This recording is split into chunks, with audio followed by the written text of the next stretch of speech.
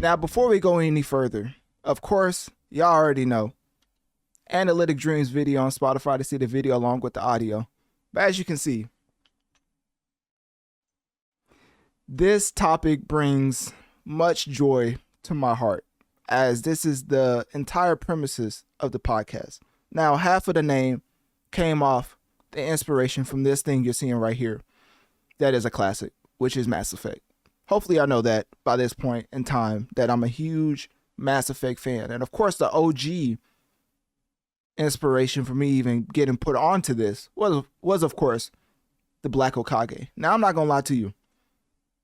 I don't know what type of check that BioWare needs to cut this man, but it needs to be an exorbitant amount of dollars, because as far as an influencer, when it comes to pushing the Mass Effect brand, the Black Okage is one of one. I ain't gonna lie to you.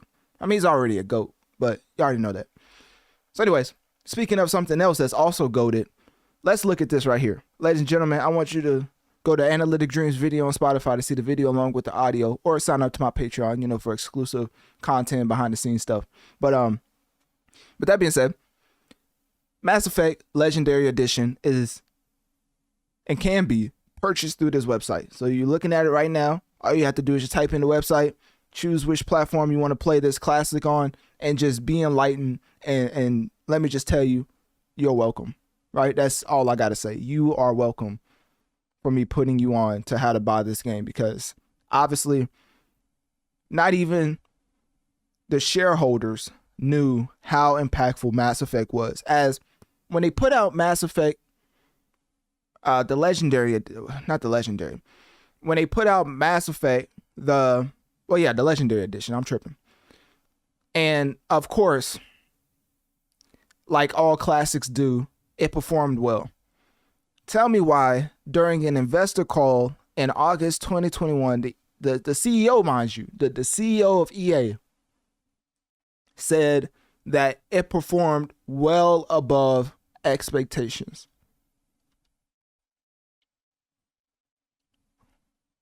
What type of franchise does EA think they are dealing with? This is one of the most impactful, most influential RPGs ever created in video game history.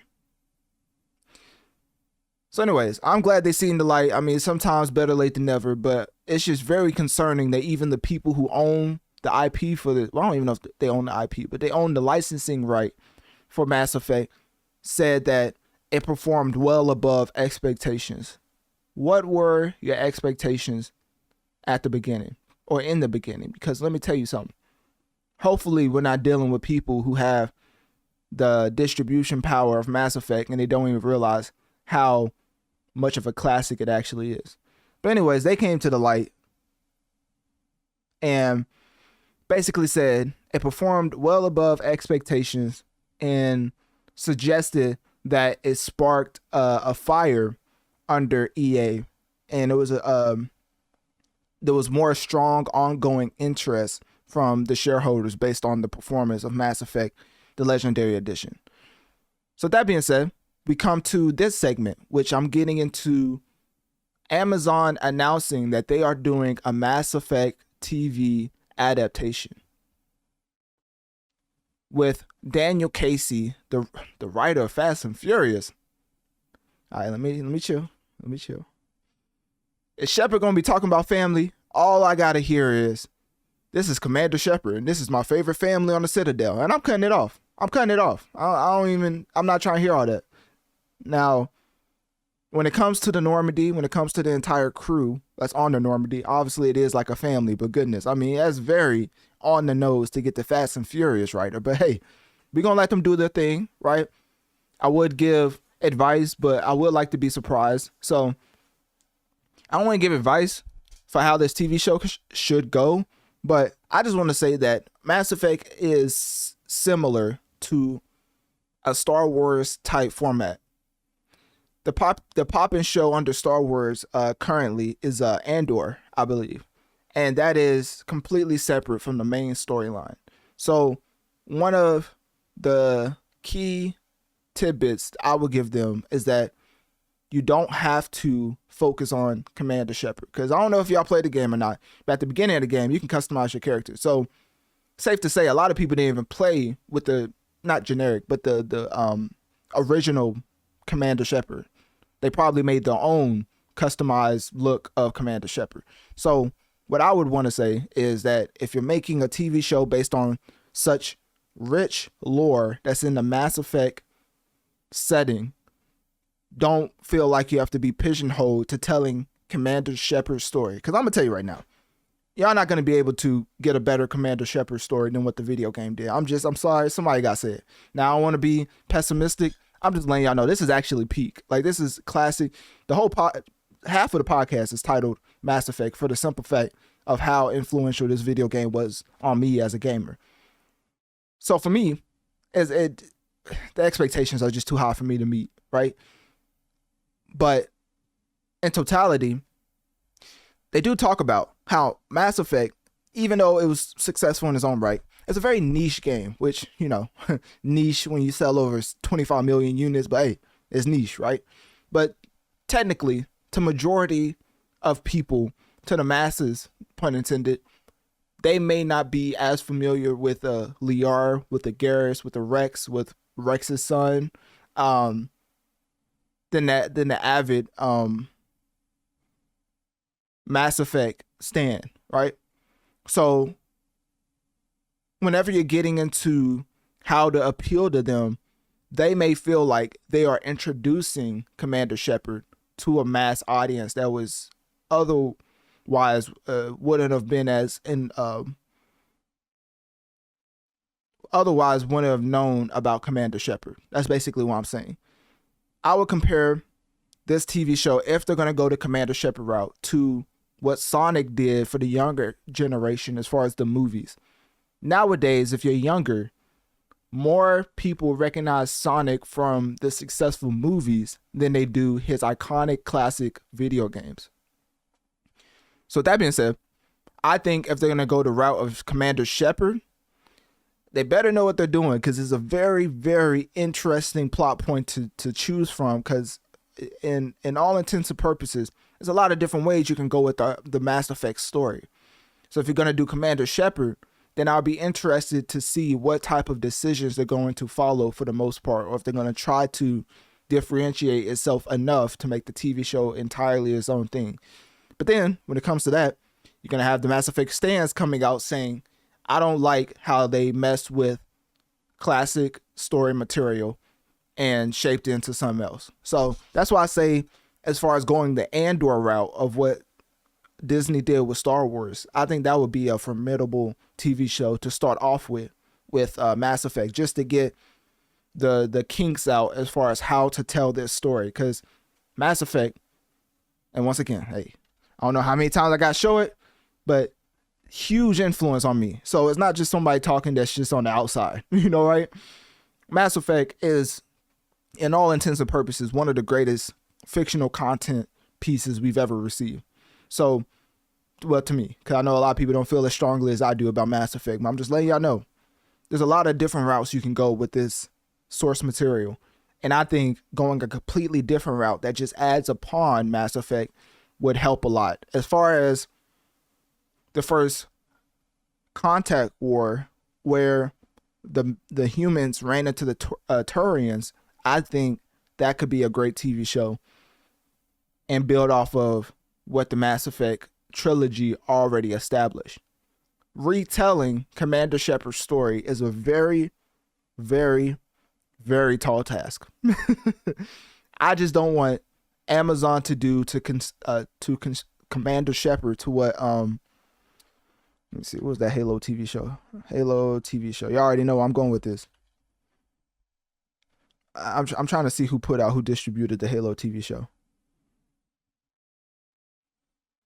Okay. So, Paramount. Okay, Paramount put out the Halo TV show back in March 24th, 2022. If I'm comparing Commander Shepard to Master Chief, you already know where I'm going with this. I do not want Amazon to do to Commander Shepard what Paramount did to Master Chief.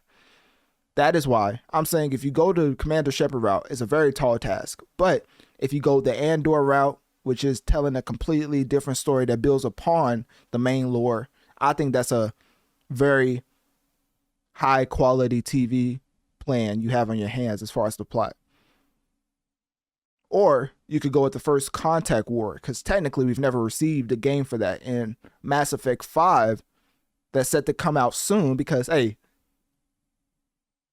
quick side note, BioWare officially confirmed, which, you know, this may hurt some of Veilguard players, fans, but I don't care.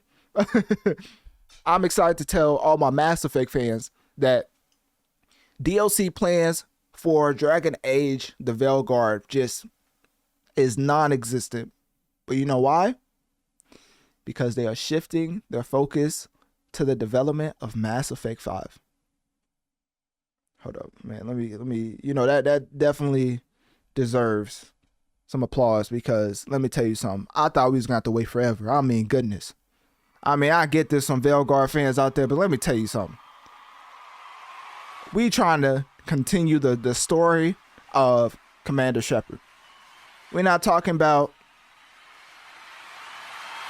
the fourth Mass Effect, which will, you know, we will not speak of. Actually, let's just speak of it. We're not talking about Mass Effect Andromeda, which in all intents and purposes was a solid game. But when it comes to Mass Effect, when it comes to the original trilogy, that's what we want. That's what we want. So anyways, if you've noticed or paid attention, I played one of my favorite Mass Effect videos, which is from Watch Mojo, which they go over the top 10 missions in Mass Effect, which, you know, for me, I have my own top 10 list, obviously. But as far as for them, I think it's a good litmus scale for some of the great highlights over the Mass Effect trilogy.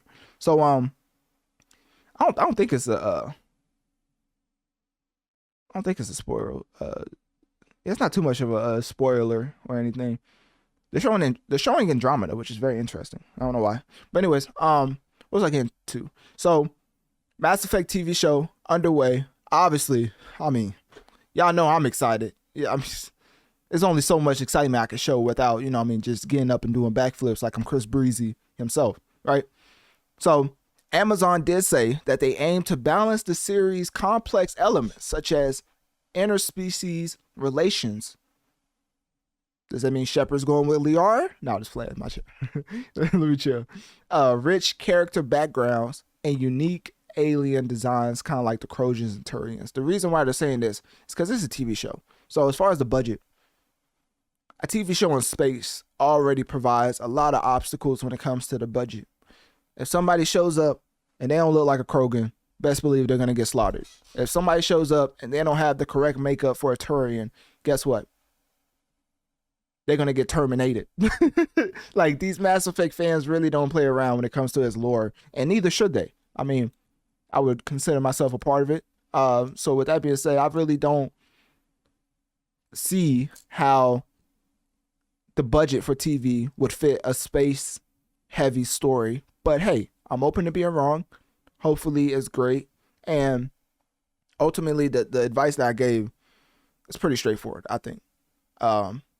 So for a video game that came out in 2007, and if they're going to put out a TV show in the near future, which 2025, 2026, obviously decades later. So now you're looking at something and you're realizing that you're basically retelling a story for a new audience, essentially, but you still have to stay true to the source material when it comes to the people who love Mass Effect.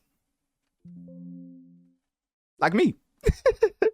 So anyways, click my link tree in my bio. Let me know on one of my social medias. What do you think about Commander Shepard as far as getting his, well, not Commander Shepard. What do you think about Mass Effect getting its own TV show, a TV series greenlit by Amazon? And ultimately, which direction would you want to see them go with the Mass Effect lore? And with that, I should go.